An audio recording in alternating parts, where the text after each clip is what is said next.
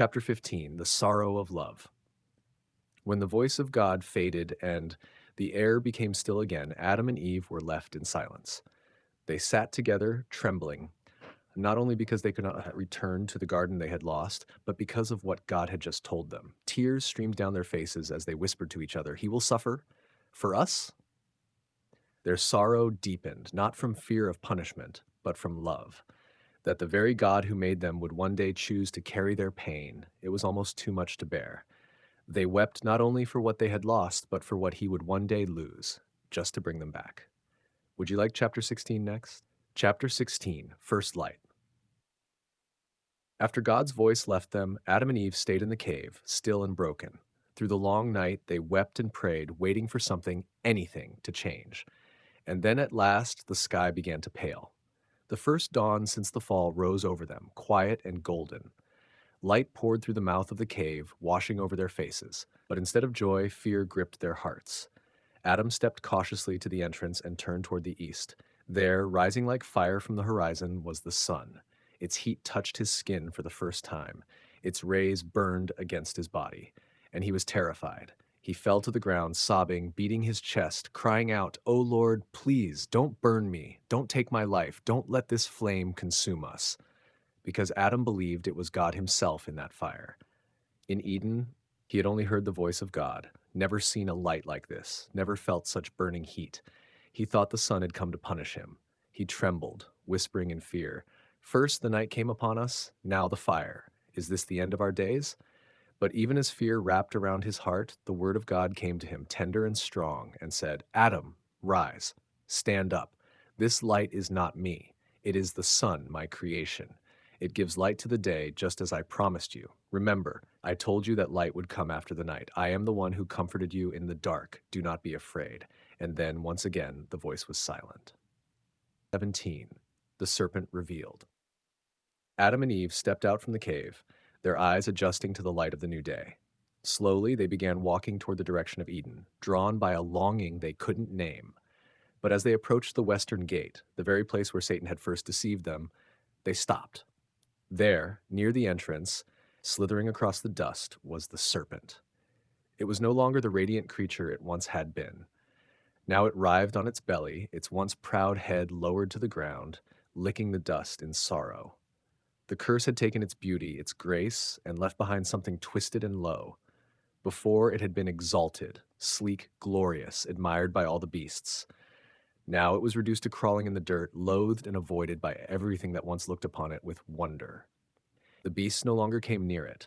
The waters it touched were shunned.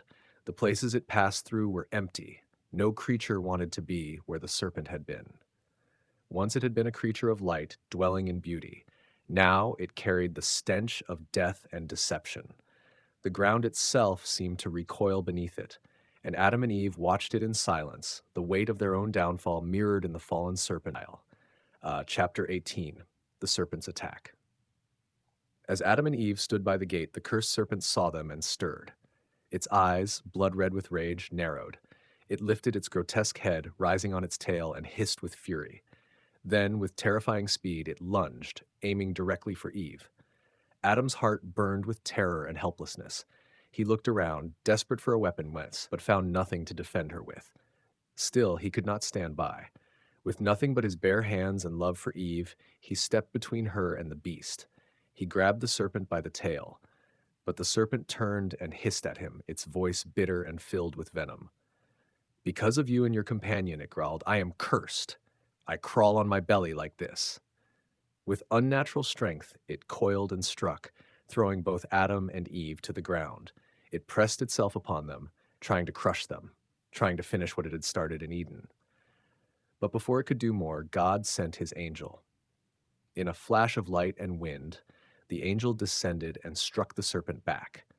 It was hurled away from Adam and Eve, who lay shaken on the ground.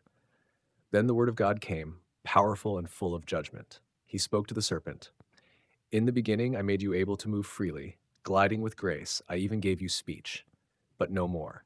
From this moment, you and your kind shall be mute. You will speak no more. For through you, my creation has fallen, and now you've tried to destroy it entirely."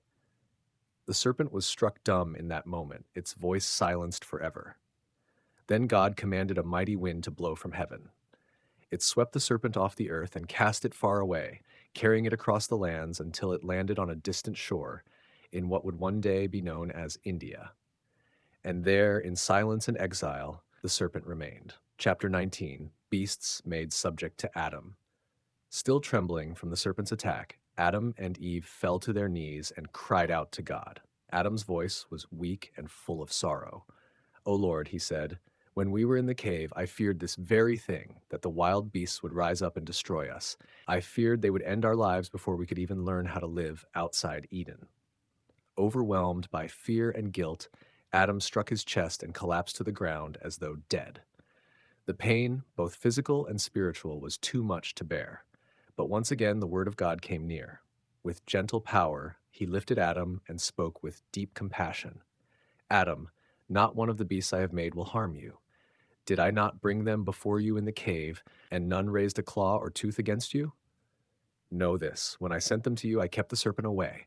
I did not allow it to come near because I knew its wickedness, and I knew the fear it would plant in your hearts. That evil one is cursed, but the others, each creature of field and forest, I have given into your care, not to your destruction." Then the voice of the Lord grew even more tender. "Be strong in heart, Adam. Do not fear. I am with you, and I will remain with you until the end of the days I have set for you." Chapter 20, Adam's plea to protect Eve. The weight of fear had not yet lifted. As Adam looked at Eve, still trembling, still bruised, his heart broke with grief and longing to protect her.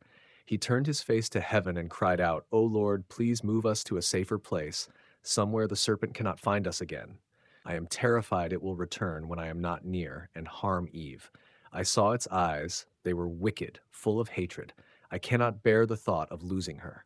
And God, whose love never wavered, answered with peace in his voice, "Adam, do not be afraid. I have already cast that serpent far from this mountain. I will not allow it to return to you or to harm my daughter Eve. Nothing it leaves behind will have the power to hurt you." Hearing these words, Adam and Eve fell to their knees. In the quiet of the moment, they offered their praise and gratitude to the one who had rescued them from death. Together they worshiped the Lord, giving thanks not only for his protection, but for his enduring mercy. Chapter 21, The Despair of Adam and Eve. The longing in their hearts grew unbearable.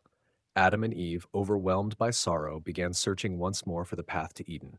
The sun blazed down with fierce heat, burning their faces, and sweat ran like tears.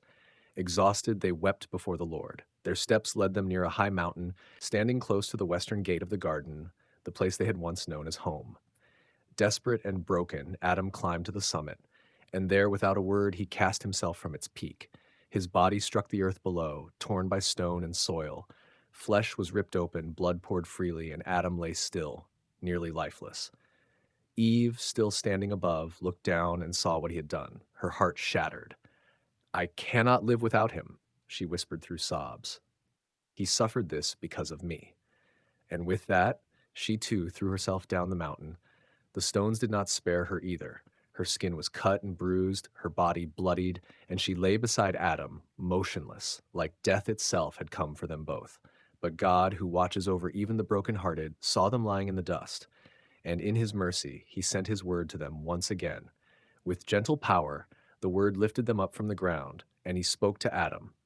"O Adam, all this sorrow you bring upon yourself will not change what I have spoken. You cannot overturn the covenant, the promise I made from the beginning. The years of sorrow will pass, and then redemption will come, not by your suffering, but by mine."